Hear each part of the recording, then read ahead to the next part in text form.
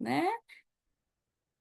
E quando a gente está aqui estudando, aí eu consigo trazer para vocês essa abordagem, adicionar alguma coisa, como eu faço um pouquinho diferente. Então, se vocês quiserem ir perguntando alguma dúvida, né? Esse é um capítulo escrito em várias mãos, né? Da Janaína, não, Jaiana, Juliana, Karina, Tainá e Wildna, né? E aqui nessa primeira parte tem um pouquinho da história, então, da reabilitação vestibular, da onde vem, né, essa linha toda de estudos, esses dois primeiros parágrafos aí, e quais são as formas de abordagem que a gente pode utilizar no dia a dia para o paciente, né? É, vocês utilizam essas quatro formas aí que elas citam? Os pacientes de vocês, ali de Pavlov? Uhum, sim. Hum, isso. Tem uma área ou outra que vocês julgam mais importante?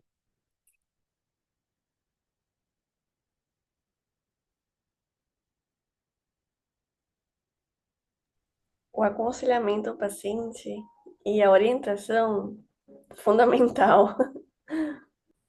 Todas são fundamentais, né?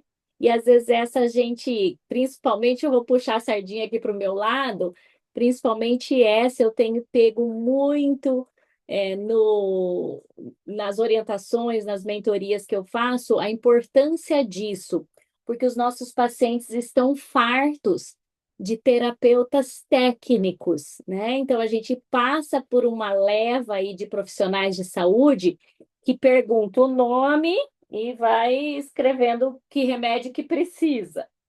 E nós também temos que nos cuidar para a gente não perguntar o nome e passando o exercício que precisa e deu, né? Porque tá em nós também esse risco.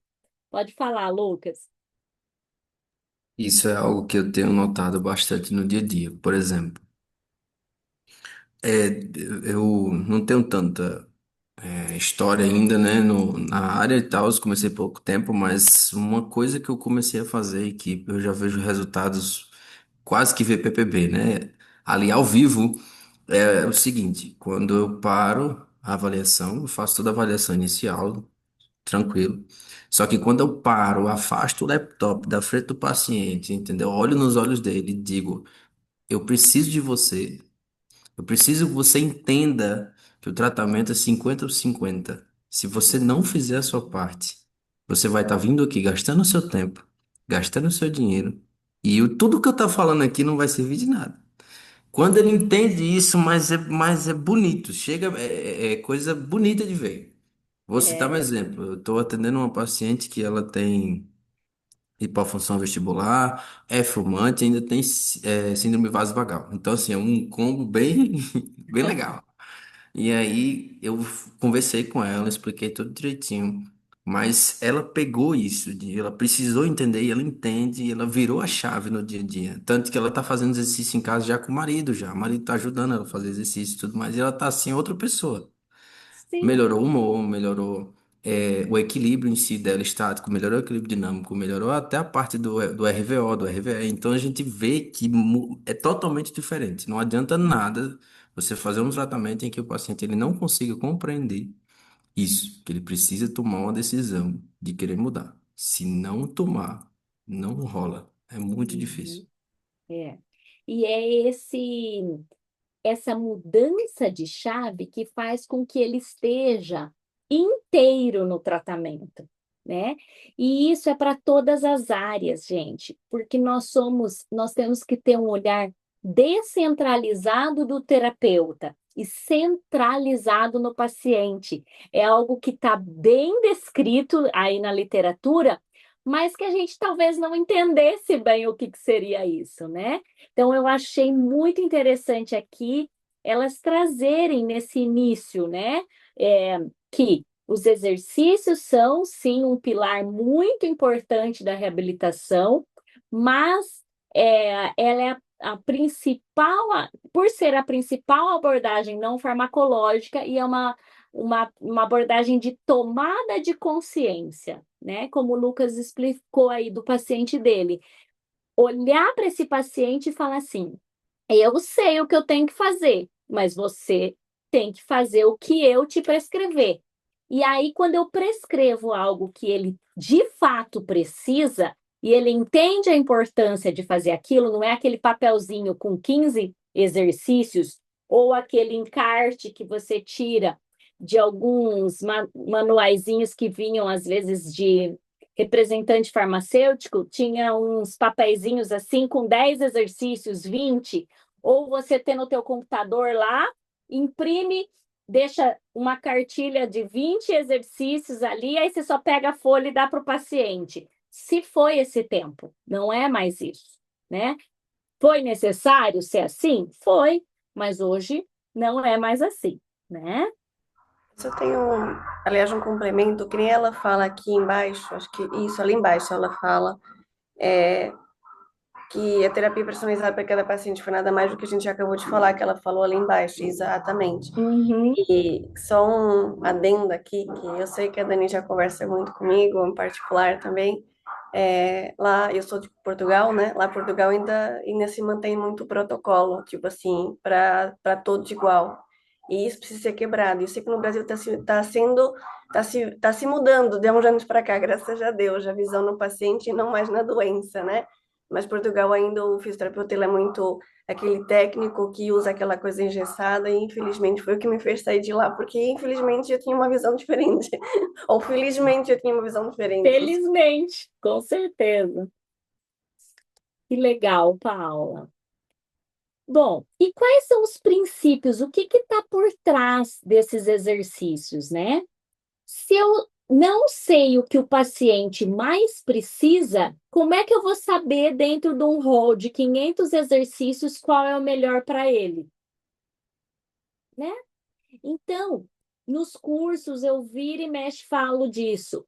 A avaliação, ela acaba se tornando o nosso guia, porque o exercício que você testou, ou o teste que você utilizou dentro do mini best teste, por exemplo, e que o paciente não executou bem, ele se torna muitas vezes o próprio exercício diário. Ou fragmentação para conseguir ele. Nós sabemos que aqui a eficácia dos artigos do Michael Schubert, por exemplo, é de 2 Hz. Mas, se esse paciente precisar começar em 2 Hz, o olho dele vai acompanhar a cabeça numa hipofunção para cá. Então, eu vou começar devagar. Então, eu quebro o exercício em estágios 1, 2 e 3, por exemplo, para eu fazer, então, essa terapia após uma avaliação detalhada. Dessa parte aqui, vamos ver se tem algum ponto forte que vocês querem trabalhar.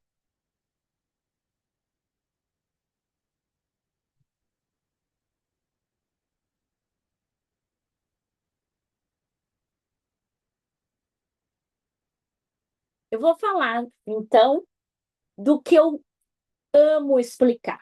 Então, o que que acontece? O controle motor, ele se dá a partir de um processo de feedback,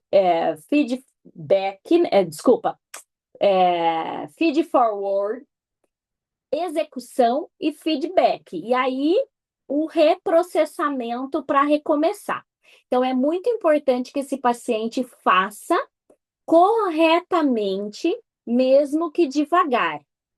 Então, quando eu ensino um novo exercício para esse paciente, nós vamos precisar ensinar de acordo com a avaliação funcional, o sistema músculo-esquelético, neuromuscular e sensorial, os sistemas vestibulares primários e suas características autonômicas e psicológicas, associadas aos quais podem exigir um tratamento especializado, e a identificação de fatores desencadeantes. Então, se antes nós tínhamos na nossa cabeça uma avaliação pautada numa regra de ordem de processamento, que seria assim, anamnese, exercícios oculomotores, testes posicionais e equilíbrio e marcha, que era como era formatada a minha cabeça. Hoje nós precisamos ver as dimensões que a gente precisa avaliar desse paciente. Então, uma dimensão é, dentro da CIF, né, a Classificação Internacional de Funcionalidade, são as questões músculo-esqueléticas. Os sistemas desse indivíduo, eles estão atuando adequadamente? A função daquela parte do corpo está ok? Né? Ou ele está com um problema no nervo superior, no nervo inferior? Quais os canais semicirculares mais correlacionados com o nervo superior vestibular? Quais os canais e o vestíbulo mais relacionado ao nervo, a parte, né, inferior do nervo vestibular? Ok. Estrutura. Teve um schwannoma, fez a ressecção dele e agora a gente está no reparo. Foi uma questão pela herpes, que pegou, então, como a gente falou no último grupo de estudos. Então, o que esse paciente tem? Aí, então, nós vamos avaliando esses sistemas vestibulares primários. Então, ele consegue fixar o olhar ao fazer movimentos de cabeça? Quais são as funções principais? Por quê? Porque se ele está com um problema de força muscular, de reto medial, de reto lateral de oblíquos, na hora que eu peço para ele fazer um exercício, ele não tem estrutura física e funcional para responder àquele reflexo. Aí não adianta eu ficar fazendo exercícios e pulando etapas. Então, eu preciso olhar, ele faz bem a convergência? Não, ele não faz. E aí, a gente precisa saber por quê. Todo o processo de recuperação dele, da terapia de reabilitação vestibular, ela é pautada no desenvolvimento do controle motor, voluntário e reflexo. Então, como eu vou precisar desse processamento todo neural, e ele vai precisar fazer uma aprendizagem, que é a neuroplasticidade que está aqui, já em seguida, nessa última parte, deixa eu ver. A RV utiliza dos princípios de neuroplasticidade para promover os rearranjos das informações sensoriais e aí sim fazer o processo de compensação, adaptação, habituação e substituição, que compõe o processo de compensação vestibular, que vai se dar a nível de cerebelo, tá? Então, eu preciso fazer bem feito cada etapa desse processo, porque senão eu faço uma neuroplasticidade o quê? Negativa. E atrapalho o processo de ajuste desse paciente. Então, se eu pego um paciente, por exemplo, com uma enxaqueca numa fase aguda e acho que ele está com uma hipofunção vestibular bilateral de origem, outra origem, não neurológica central, eu quero treinar processos de substituição com ele, porque eu acho que ele é um paciente periférico, e aí então eu coloco mais demanda para esse organismo, eu posso fazer mais atrapalho central do que propriamente dito uma ajuda para compensação dos reflexos dele. Então, a avaliação que vai dar um norte, a gente precisa voltar, às vezes, ali no capítulo 4 e, ralar no processo de avaliação, porque todas as partes são importantes. Aí vocês vão falar assim, mas Dani, você fica... Se você for fazer tudo que está no capítulo 4, você vai ficar um dia inteiro com esse paciente avaliando. Então, nós vamos ter que ir avaliando no processo terapêutico. Então, quando você está iniciando, dê 2 retornos para esse paciente, se for o teu caso. Só para você avaliar, tratar, sem pressa. Porque daí você está treinando uma habilidade de raciocínio, que é o que nós estamos fazendo aqui às 9h30 da manhã toda segunda, tá? Quero escutar vocês em relação a isso. Em relação ao que você falou, eu realmente não uso só uma sessão para avaliar, porque ela é contínua, ela sempre é avaliada, o paciente sempre vem, eu pelo menos falo pela minha experiência aqui, né? A gente tenta otimizar o máximo da primeira avaliação de acordo com a história clínica do paciente. Porém, às vezes tem questionários que eu falei, puxa, na próxima eu vou fazer aquele questionário, porque eu acho que ele vai complementar a minha avaliação, até para eu saber por que que ela não está fazendo aquilo, né? Sim, E às vezes a gente também nunca sabe tudo, né? Então, por isso que às vezes tem um questionário assim, um questionário assado, outra que é mais assertivo para aquele paciente, outro menos, não são todos os questionários também. Por isso o raciocínio clínico é importante, e só reforçando que a minha experiência aqui, né? sim, é isso mesmo. Lucas, pode falar. Com relação a isso, Paulo, eu também concordo, né? Eu gosto de utilizar aqui dois tipos de questionário. Um que é o DHI, né? O básico, mas não para fazer no atendimento, né? Eu mando como se fosse um forms. E aí o Ótimo. paciente responde e vai direto já para um Excel em que eu vejo ali o que é que mais eu vou precisar verificar e serve também como um pré e pós, né? Durante o tratamento a gente consegue enxergar como é que está a evolução por meio do DHI também. E o DGI, que é o Dynamic Gait Index, né? Que é o índice dinâmico da marcha que a gente utiliza no equilíbrio dinâmico. E todos os exercícios do DGI a gente pode utilizar tranquilamente como um Como exercício de fisioterapia. reabilitação. Perfeito. Você Porque usa bastante o DGI, então, Lucas? uso. E vou começar também a utilizar a VAP também. Ah, é, a VAP eu também quero começar a utilizar. Que é muito rápido. É muito rápido o resultado da VAP, porque são seis, não tem nem 10 questões, tipo, dá muito insight objetivo. E eu gostei bastante. Isso. Ah, semana que vem você não quer falar para nós da VAP? Posso. Né? Não, Porque não posso. Ai, não tem uma reunião com a médica otorrina aqui, doutor. tem problema, na outra então. Fechou. A gente vai combinando, por quê? Aí semana que vem nós terminamos esse capítulo, e aí na outra, de repente, você fala com nós da VAP. Tá? Porque a minha Beleza. intenção também nesse horário das 9h30 é trazer o protagonismo de vocês, tá? Então, aí a gente vai estudando, aí todos nós, uma semana antes, acessamos o material e aí a gente apresenta no outro dia, mas uma apresentação assim, ó, falada, não precisa ser nada altamente, né, qualificada, assim, porque às vezes a gente fala de apresentação, a gente fica meio receoso. Mas desse jeito que a gente está assim, para aprendermos juntos, tá? Eu vi a VAP também, vou começar a utilizar mais agora na minha história clínica aqui também, porque eu achei ele muito sucinto, muito bom mesmo. E então, a VAP, o pessoal está perguntando aqui, o que é isso, né? O DGI é o Dynamic Gait Index, né? Que ele avalia bem essas questões da capacidade de equilíbrio dinâmico desse indivíduo, né? Então, em suas habilidades diárias. Então, não precisa ser muito a grande questão de algumas planilhas, né, de alguns testes, desculpa, é que às vezes a pessoa tem que estar muito debilitada para responder aquilo, né?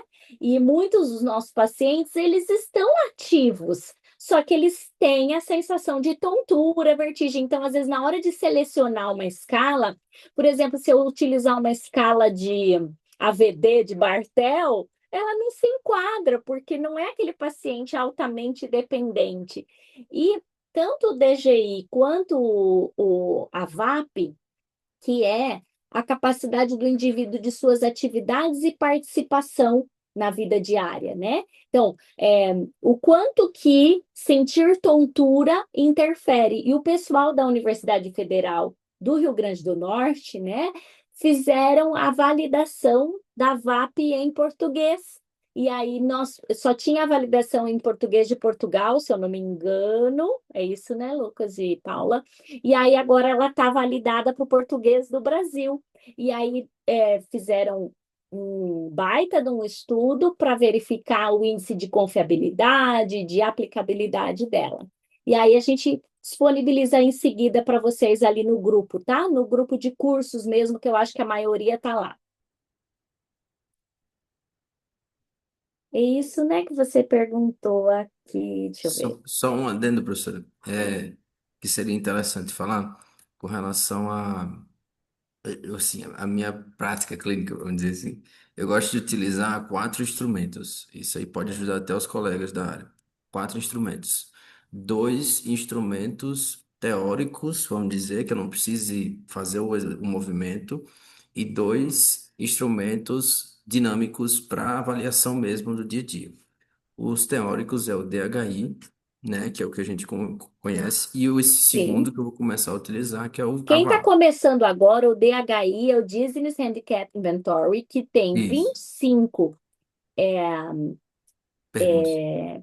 itens e eles são de respostas sim, não e talvez. Para cada Isso. sim, a gente dá 4 pontos, não, 0 e talvez 2 pontos.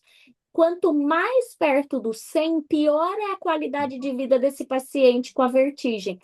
E aí a nossa intenção é que chegue mais perto do 0 possível, com as 3 áreas: físico, funcional e emocional, que é o que mais eu tenho batido na tecla agora no meu perfil do Instagram, principalmente, de que cabe-nos olhar para os 3 aspectos: físico e funcional, que a gente já olhava, e emocional. Até o DHI é para nós utilizarmos.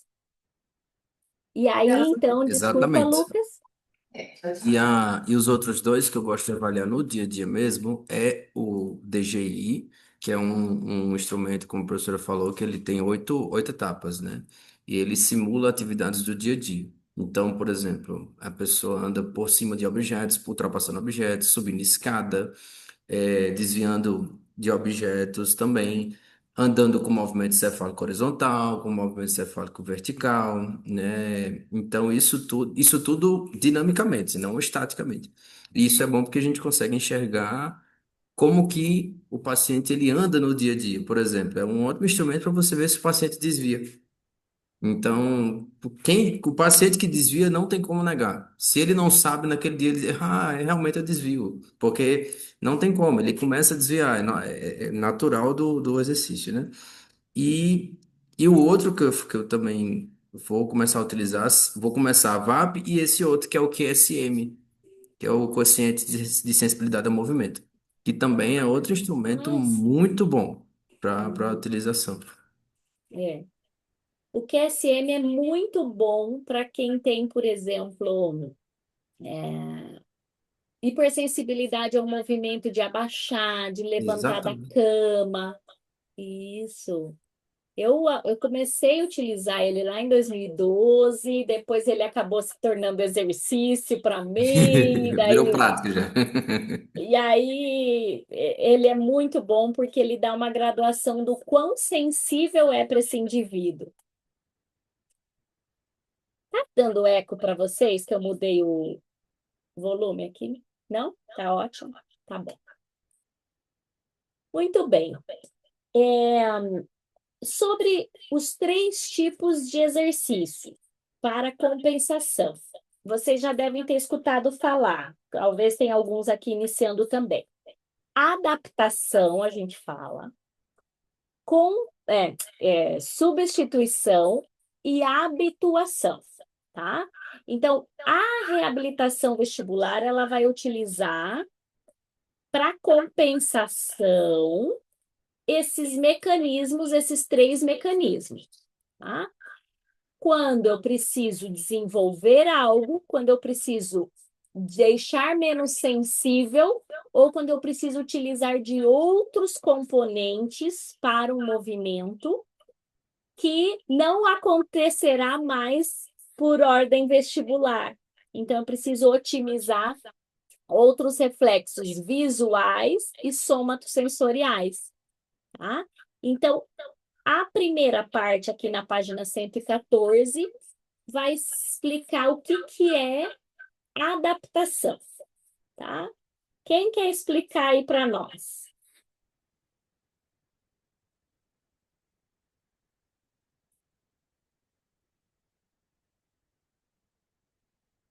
Quanta gente! Na verdade, ele não é o mais complexo, né? A adaptação, o próprio nome já fala, você vai adaptar o paciente ao ambiente.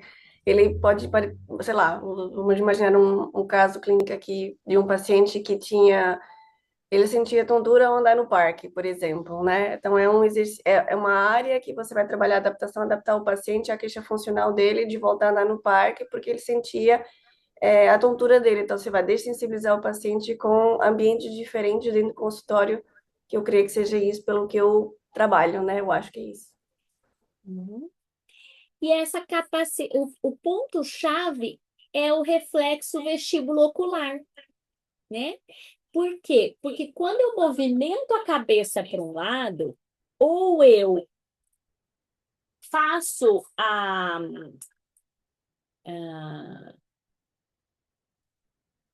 exercícios de cancelamento, ou eu cancelo o RVO para eu levar o meu olho onde a movimentação da cabeça foi. Então, eu quero olhar o que está escrito aqui do meu lado, eu viro a cabeça e o olho e leio aqui. Isso é o RVO cancelado, eu tenho essa capacidade.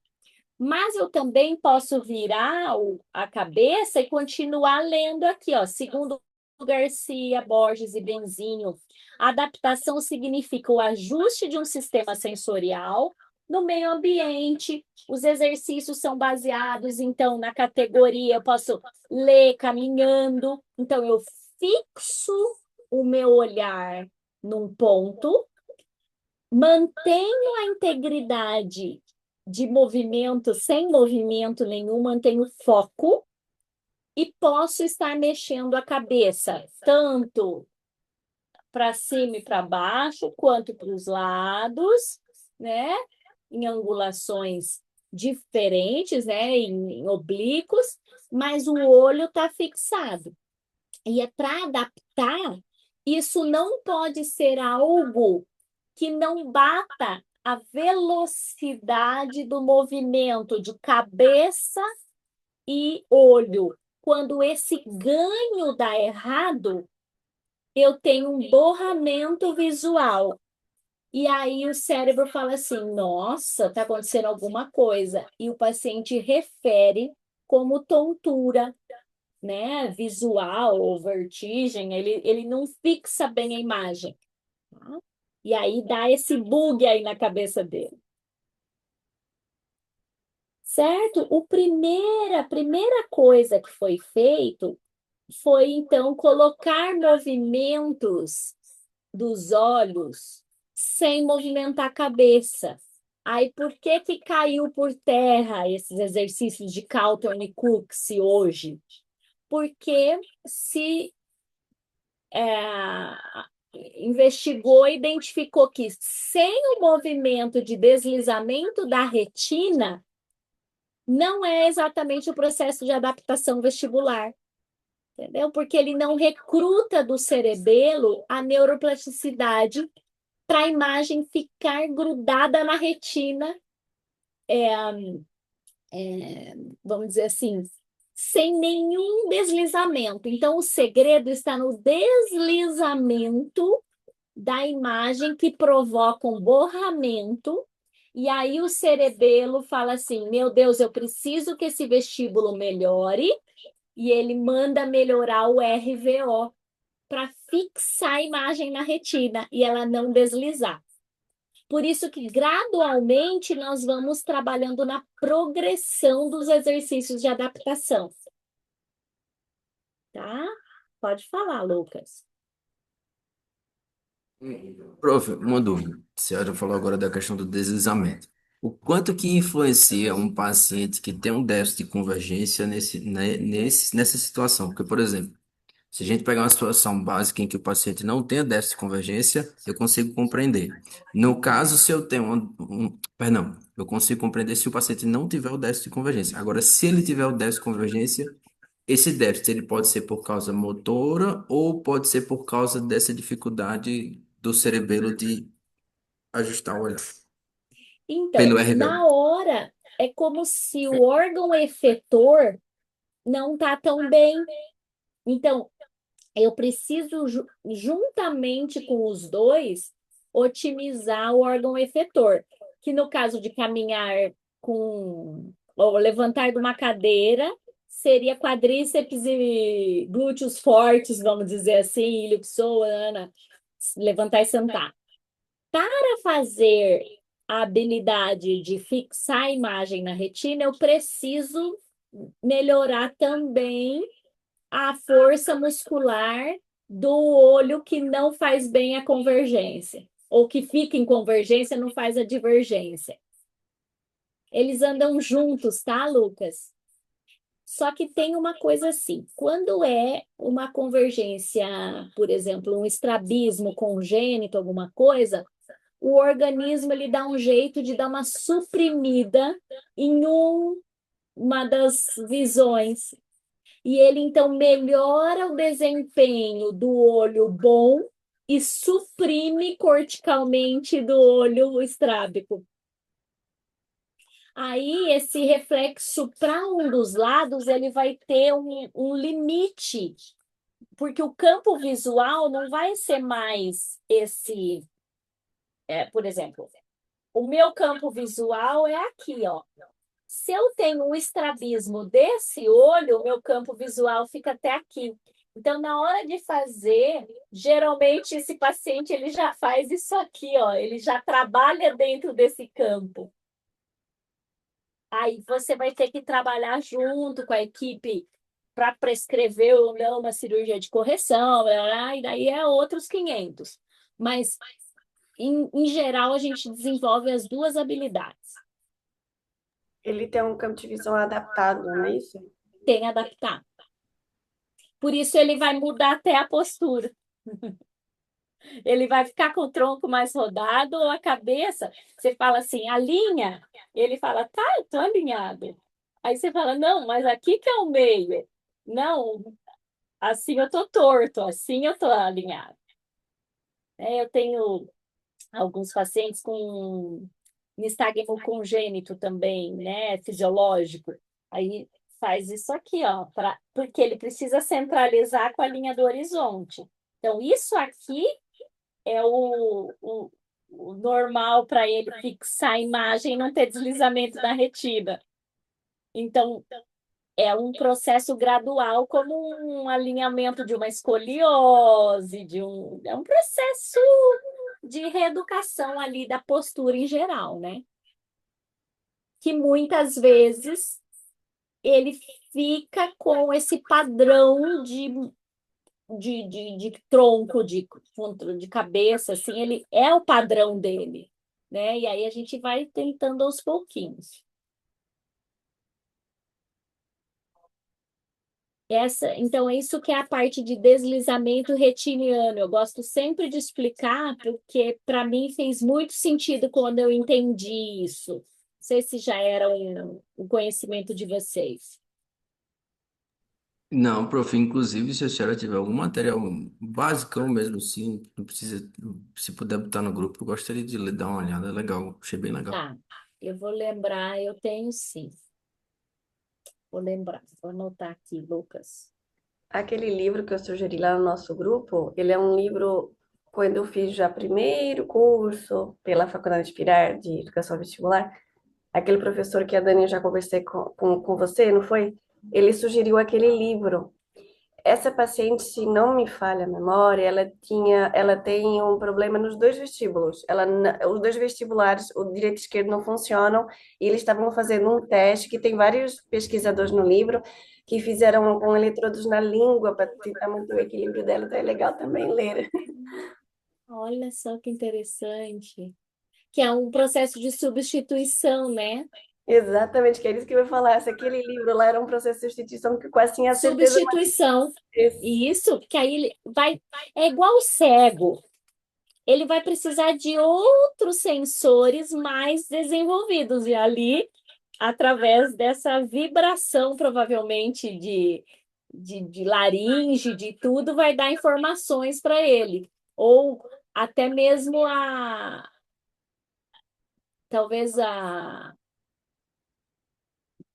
captar sensores internos dessas rotações cervicais, sei lá, Carótidas. dessa É estabilização da cabeça. muito legal. E lá, eu não li todo ainda, porque tem o segundo ainda, tem o segundo livro que eu não passei aqui, mas eu passo também o segundo. E até onde eu cheguei, fizeram vários testes com ela que funcionou. Só que tiveram que colocar e implantar os eletrodos, porque, enfim, ela tem realmente uma deficiência, né, vestibular. E também eles falam sobre a neuroplasticidade, o quanto a gente não imagina por neuroimagem, o quanto acontece no cérebro de fato, essa neuromodulação que nós acabamos fazendo com exercícios, e, enfim, com tudo que a gente está falando aqui. Isso. Por exemplo, agora mesmo nós estamos desenvolvendo novos saberes. Nosso cérebro está neuromodulando, porque nós estamos fazendo novas conexões, aí a gente está lembrando de um aprendizado, conectando com o outro, identificando com o nome, e isso tudo é um processo. Como nós não temos um PET scan, ou, desculpa, uma neuroimagem funcional aqui, não tem como pegar esse processo de neuromodulação, mas ela está acontecendo, né? E a habituação, gente? O que é habituar? Isso é algo que eu falo bastante para os pacientes, então eu vou me arriscar a falar. Isso! Vamos lá. Não, então, são habituação a nós sabermos identificarmos, na verdade, as situações em que o paciente se sente mais tonto, vamos dizer assim. A gente expõe o paciente gradativamente àquele processo para que o cérebro, justamente pelo processo de neuroplasticidade, consiga habituar o paciente àquele exercício. É algo que eu, por exemplo, utilizo bastante, é o deitar e levantar, né? Deitar e Uhum. sentar. Então, esse é um processo de habituação. E o paciente ele vai Isso. se habituando, esse processo, Brandaroff, né? Esse Brandaroff é um exercício de habituação que eu utilizo bastante também, então é um exemplo de exercício, inclusive. Uhum. Abaixar e pegar algo no chão e voltar, Bem, né? Abaixando a cabeça, olhando para chão e depois teto. Então, exercícios em que, dentro do QSM, que é o quociente de sensibilidade, a gente vai identificar qual movimento, porque isso o paciente geralmente ele começa a se observar e ele começa a saber que movimento que gera mais, e ele então vai treinar repetidas vezes sequenciais a hora que dá esse tilt ali na cabeça dele. Então, na hora de deitar, por exemplo, pós-VPPB, você fez a manobra diagnóstica, fez a intervenção com manobra de Epley, Semon, o que você escolheu, e aí esse paciente fala, eu ainda estou com 20 ou 30% de sensação. É uma ameaça que vai rodar. Então, toda vez que eu deito, ai, nossa, e aí eu queria que você me visse de novo, porque eu acho que esses cristais saíram do lugar de novo. Aí você reavalia, diz, ó, teu olho tá intacto, não tem estagno nenhum, os cristalzinhos estão no lugar, mas eu vou te ensinar um exercício. Você vai repetir, deitar e voltar, deitar e voltar, deitar e ficar 30 segundos e virar bem na cama, do jeito que tá te dando essa vertigem. E aí você ensina ele a habituar-se ao movimento de novo. Eu tenho falado assim que é uma memória de proteção que esse indivíduo ficou, já que toda vez que ele fazia determinado movimento, vinha a vertigem, a tontura, né? Outras coisas que são comuns da gente utilizar são os optocinéticos. Então, em determinada fase, você coloca mais exposição visual para esse indivíduo, para ele, na hora do dia a dia, passou carro, passou pessoas, está no mercado, ele não achar aquilo tão irritativo para o sistema nervoso central e ameaçador. Aí ele se habitua com os movimentos oculares e não acha que o que ele está vendo é o que ele está fazendo, porque é isso que acontece com o paciente. Como ele perde a capacidade vestibular, por algum motivo que aconteceu, ele fica dependente mais da visão. E aí o cérebro fica achando que tudo que ele vê é o que o indivíduo está fazendo. E aí, então, eu preciso desvincular isso. Para isso, eu passo a educação terapêutica, que esse paciente precisa entender por que que ele tem que ficar rolando foto para cima e para o lado no celular. Sabia que eu ensino assim o optocinético, às vezes? Pega Instagram e galeria de fotos. Para um lado, para o outro, para baixo e para cima. Aí ele pode treinar no dia a dia, só que tem que pôr um alarme no celular para tocar. Pode falar. Então, professora, isso aí é bem legal, porque eu ia perguntar. Tenho duas perguntas para fazer. Um é sobre exatamente isso. Será que o que a senhora acha de utilizar aqueles refletores pequenininhos de parede que a gente bota assim na parede, reflete na parede, bota os exercícios passando para o paciente fazer, desliga as luzes da sala e bota esses exercícios fazendo? Acho que seria bem legal, né? É ótimo. A única coisa é assim, eu não faria isso em casa, não pararia para eu fazer isso. Não, não, não, não, não, não. Então Isso eu no acabo consultório. deixando bem assim, bem prático, funcional para o paciente. Mas em Entendi. terapia eu acho legal. Se esse Entendi. paciente, né, ele é muito metódico, aí você pode dar algo assim, porque algo muito simples ele não vai valorizar, É verdade. tá? Então, ele é uma ótima opção para determinados tipos de pacientes. Eu aqui, eu não sei como é que chama isso. Lá em Portugal fala bandolete. Como é que chama esse negócio que põe na cabeça? É uma tiara. Isso. Num dos cursos que eu tinha feito, isso aqui é um laser que põe na Aham. parede. Que você coloca a fita lá que amarra, não sei como é que chama aqui no Brasil também. Aí você põe na cabeça, você desliga as luzes aqui do consultório, aí você faz exercício, olha, hora com o olho fechado, hora com o olho aberto, e se você que posiciona a cabeça do paciente neutro e manda ele girar para a direita e para a esquerda e volta a posicionar dentro de cartilhas que eu uso aqui no consultório, que eu Ah, coloquei estão aqui. coladas na parede, né? E a gente põe essas cartilhas aqui. Então, como é que chama? Tiara, né? E tem essas cartilhas que eu já mandei classificar, que é relógio. Tem essa já aqui, que é do PNL. Para Tem essa montar já uma aqui. palavra, por exemplo, para. Isso. Essa já aqui a gente põe na parede, no caso, põe no trás da porta aqui com história. Ele tem que fazer isso com o olho aberto, com o olho fechado. Ai, que bacana! Fantástico. Ótimo! É uma tiara, né? E tem um É, laser. Então, eu é, gosto de usar. Esse aqui tem o laser vermelho. Eu gosto do vermelho porque ele é menos impactante, acho que assim que fala, né? que aquele Então, branco, você né? clica e você tem uma fita aqui. Depois eu posso mandar a foto mais pertinho. Aí você põe Isso. e fica bonitinho, porque como a minha parede aqui expositória é verde, dá para ver perfeito. Ótimo. Perfeito. Ai, que legal, Paula. E de fato você acaba trabalhando duas coisas em um exercício só, porque também trabalha estabilização cervical, né? E o pescoço Estabilização precisa parar. cervical e essa capacidade de trazer para o alvo de volta, né? Exatamente, perfeito. Isso. Isso, movimentos sacádicos, coordenação, olho, cabeça, né? Eu tenho esses negócios que eu plastifiquei, essas folhas, eu tenho elas em PDF. Eu mando aqui no grupo e vocês podem imprimir e plastificar que nem eu.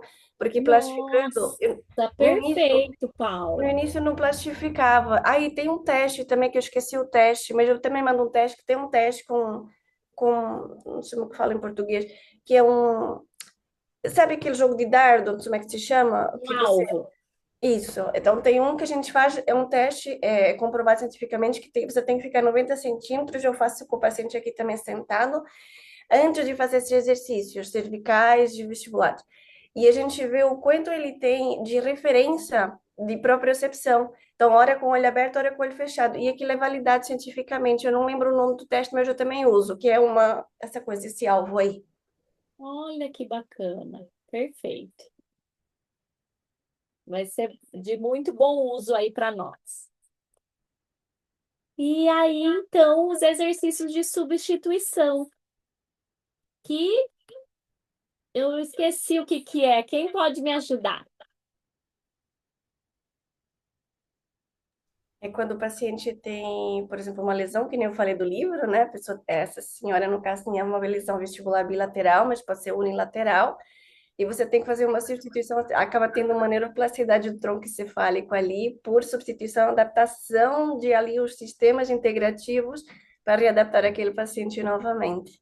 Uhum, lembrei agora.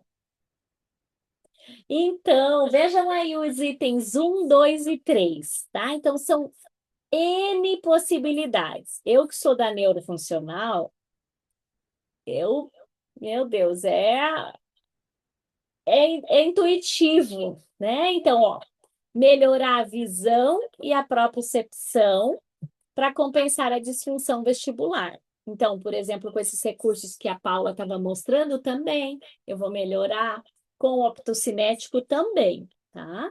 Desenvolver estratégias compensatórias em situações de desequilíbrio. Lembram das reações de tornozelo, quadris e estratégia do passo. Lembram lá de controle motor do Wallacott, que nós temos a capacidade de nos equilibrar num cone, né? Então, toda essa capacidade, ela vai me permitir não cair, fazer uma estratégia de passo. E os pacientes não sabem fazer. Então, você precisa, às vezes, pegar uma faixa, dar uma puxada nesse paciente, ou trazer com um mini taping assim, ou só pedir para ele permanecer em placing. E aí eu falo, ó, tá vindo um vento bem forte, ó o vento. E aí eu vejo o tornozelo dele, às vezes em cima do balance pad, por exemplo, o tornozelo dele trabalhando, indo para frente, para trás, de um lado para o outro, para ele poder melhorar isso. Tá? E tudo de estabilidade do olhar, que eram esses exemplos aí dos exercícios. Sacadas, né? Os movimentos sacádicos, né? Jumping. Então, faça esse movimento. Aqui a Paula está mandando agora ali no nosso grupo de cursos, né? Todos os caminhos que eu posso fazer seguir com a cabeça, né? E é recomendado a gente unir esses três, né? Então, quem é a campeã de nos ensinar isso é a professora Susan Whitney. Ela, inclusive, se vocês ainda não conhecem o trabalho dela, ela é da Universidade de Pittsburgh e ela eventualmente vem ao Brasil nos ensinar em cursos, e eu gosto muito que ela ensina com recursos de baixo custo, para a gente fazer tanto a adaptação, quanto a habituação, quanto substituição. E é, é a mentalidade nossa que vai fazer com que a nossa terapia seja boa para o paciente, não necessariamente o quanto de recursos caros eu tenho dentro do meu consultório. E isso permite que qualquer um de nós possamos fazer um belíssimo trabalho desde quando a gente começa a atender em RV, né? Isso é muito bacana. Lembrando que é importante o quê? Dentro dos guidelines, a repetição. Então, eu falo 12 minutinhos por dia de exercícios mesclados em 3 vezes por dia, 2 a 4 vezes. E os de adaptação eu prescrevo sempre 4 vezes ao dia, por 1 minuto, dois, e aí ele vai, então, incluindo, né?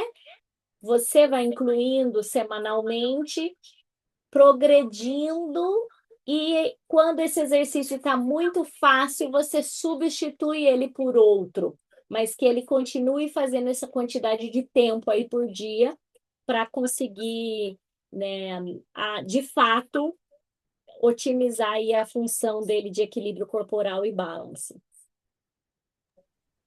Eu, geralmente, professor, eu tenho usado uma estratégia também que tem sido muito válida, que eu queria partilhar. É bem básico. Simples Uhum, assim. Ó, o exercício é, um exemplo, tá? 3 de 10. Ok. Se não, agora, se você se perceber que não consegue fazer 3 de 10, beleza, faça 2 de 10. Se você tiver com receio ainda de fazer 2 de 10, faça só 1 de 10. Mas não deixe de fazer. uhum, Isso tem ganhado muito, porque os pacientes, eles tiram aquele medo do exercício, sabe? Eles acabam aderindo mais. Por exemplo, essa paciente que eu falei que eu atendi, que ela é ela é bem retraída, bem complicado, né? O caso dela tem dado um sucesso assim, muito grande, principalmente na adesão ao tratamento. Essa virada de chave veio muito por conta disso, porque eu passei no primeiro dia, ó, o exercício, bem básico, sentado, fixação ocular, ponto. Entendeu? Eu preciso que você faça 3 vezes ao dia, 3 séries de 30 segundos, com intervalos de descanso de 30 segundos. Beleza. Só que se você não conseguir, não tem problema, faça duas. E mesmo assim, se você ainda tiver medo, faça uma. uhum, porque No isso é primeiro muita dia, ela ansiedade, né? E aí, o que foi que ela me relatou? Olha só, no primeiro dia ela fez um. Aí no segundo ela se sentiu confiante, fez 3. E Uhum, assim ela foi melhorando, melhorando, melhorando. Então, isso, tipo, na segunda sessão ela já não tinha mais medo de exercício, ela já chegou aqui toda tranquila, vamos lá, isso, vai dar certo e tal. Então, ajudou demais isso, sabe? Eu sei que, tipo, a gente precisa verdade. passar né, o que Mas deve. ele precisa engajar primeiro, né? Depois que você pegou a mão dele e ele confia em você, Perfeito, é isso muita aí. gente melhora 50% pelo aconselhamento. Isso é muito louco, porque eu não entendia por que que acontecia isso. Mas é porque ele entende que o que está acontecendo com ele não é um tumor, não é uma coisa assim que ele vai ficar para sempre, porque tem muitos medos envolvidos, né? Então, acho que essa parte ela é muito importante da gente fazer bem feito também. É Pode o falar, Paula. dessensibilizar o paciente, né? A gente precisa trazê-lo para nós, porque eles vêm realmente com conceito, porque o Dr. Google, infelizmente, ele tá lá, né? E Ele aí fala que tudo é um vem tumor. muito, eles vêm com medo, ai, doutora, aí eu tenho medo que tenha uma coisa central, tipo, uma coisa na minha cabeça. Não, não, calma, não é bem assim, né? Existem coisas que pode ser, mas não pode não ser, né? Nada disso, né? Que já vem com uma É, ideia fixa, e a gente deixa sensibilizar o paciente, trazê-lo para a gente, trabalhar a parte emocional dele, que tem todo um aparato ali central que a gente sabe que funciona, e o tal do placebo, né? Porque a gente sabe que tem o placebo e o nocebo, né? E ali o nocebo tem muito ali a ver. é verdade. E sobre a quantidade do optocinético, eu falo assim, ó, faz até vir uma aguinha na tua boca, que às vezes são 10 segundos, e aí você faz só mais dois e para, né? Principalmente para quem tem muita sensibilidade, às vezes 15 segundos de estimulação é bastante. Então você vai gradualmente aumentando. E é como o Lucas falou, tem que fazer, mesmo que seja 3 vezes. Tem paciente que faz um, dois, ele já fala, nossa, agora sim. Ah, eu comecei a fazer esse, já tô mal. Aí eu falo, então em casa não fica mal, mas tem que sentir uma tonturinha. Então começou a vir uma aguinha na boca, começou a vir essa coisa querendo arrepiar o pescoço, já para. Mas aí depois você faz de novo, porque eu não quero que você passe mal. Mas tem que estimular o labirinto. Essa é a minha fala sempre. Mais dúvidas, meus amores?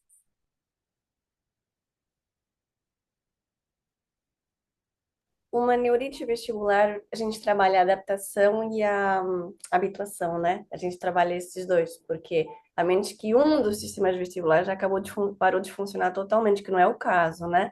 É apenas passageiro, correto? Não estou errado, né? Sim, a habituação para ele começar a fazer, mas o principal vai ser a adaptação, porque eu quero colocar aquele que não estava funcionando a funcionar. E aí a tendência dele é só ficar no lado bom E aí eu quero que ele venha para o lado comprometido para adaptar esse lado e aí fazer junto. Só que às vezes na fase aguda para subaguda, eu só vou conseguir usar a habituação, né, para não criar uma cinesiofobia. Por isso que a gente vai falar para ele, ó, levanta bem devagarzinho, mas levanta desse lado também. Abaixa e pega uma coisa bem devagarzinho, mas não deixe de fazer, blá blá blá. Então a gente vai ficar fazendo. Certo? Chegando na nossa hora, partiu para as outras atividades. Agradeço muito a presença de vocês, que engrandece o nosso estudo. E a gente continua ainda o capítulo 5.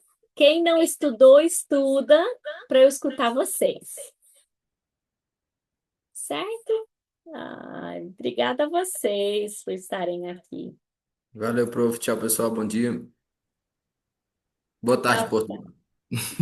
Bom dia e boa tarde. Tchau.